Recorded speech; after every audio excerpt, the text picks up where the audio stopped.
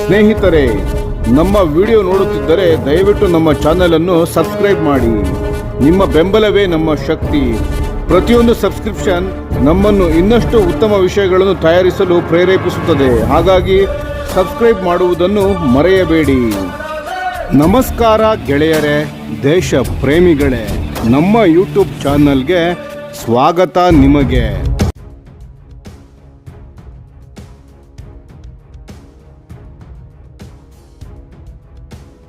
Bharat France ನಡುವೆ ನಡೆಯುತ್ತಿರುವ ದೊಡ್ಡ ಮಟ್ಟದ ರಫೇಲ್ ಯುದ್ಧ ವಿಮಾನಗಳ ಒಪ್ಪಂದ.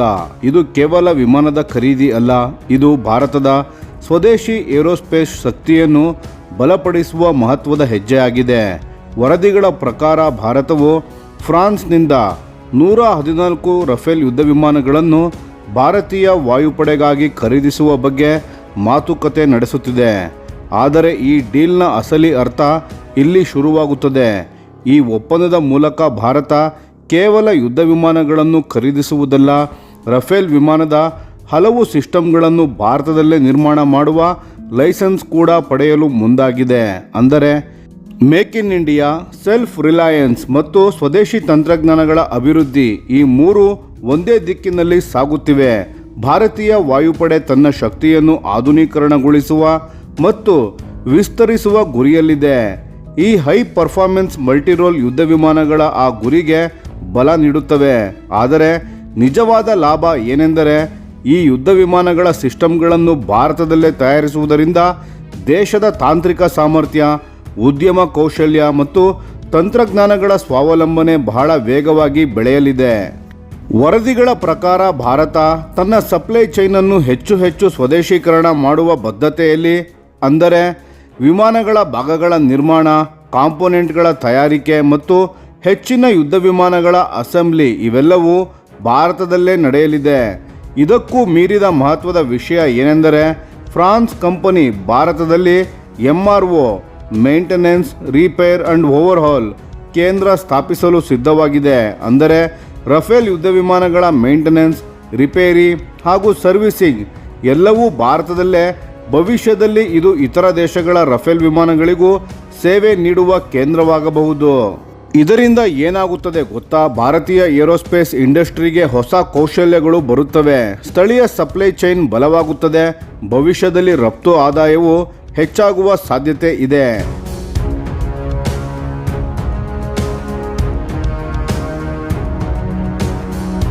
ಇನ್ನೊಂದು ಮುಖ್ಯ ಅಂಶ, ಭಾರತೀಯ ವಾಯುಪಡೆಯ ಗುರಿ ಸುಮಾರು 42 ಫೈಟರ್ ಸ್ಕ್ವಾಡ್ರನ್ಗಳನ್ನು ಕಾಯ್ದುಕೊಳ್ಳುವುದು ಆಗಿದೆ. ಆದರೆ ಈಗಿರುವ ಸಂಖ್ಯೆ ತುಂಬ ಕಡಿಮೆ, ಅಂದರೆ ಸುಮಾರು 30 ಸ್ಕ್ವಾಡ್ರನ್ಗಳಷ್ಟೇ.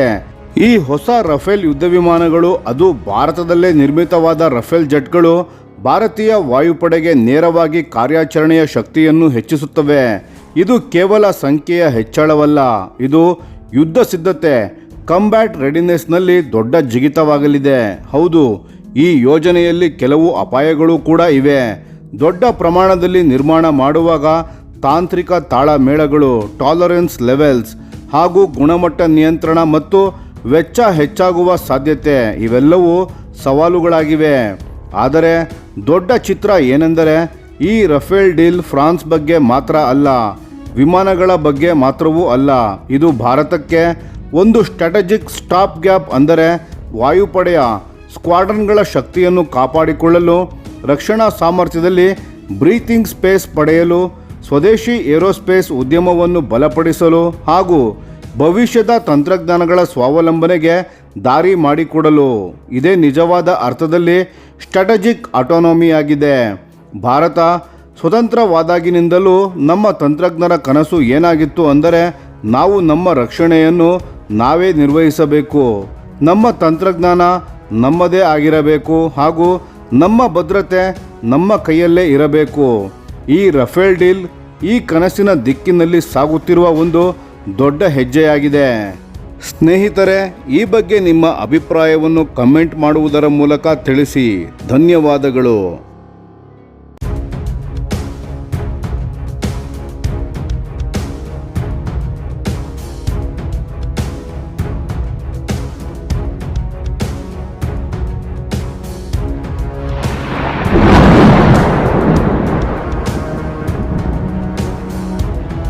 ಈ ವಿಡಿಯೋ ನಿಮಗೆ ಇಷ್ಟವಾಗಿದ್ದರೆ ಲೈಕ್ ಮಾಡಿ ಮತ್ತು ನಮ್ಮ ಚಾನೆಲನ್ನು ಸಬ್ಸ್ಕ್ರೈಬ್ ಮಾಡಿ ಹಾಗೂ ಬೆಲ್ ಐಕಾನ್ ಒತ್ತಿ.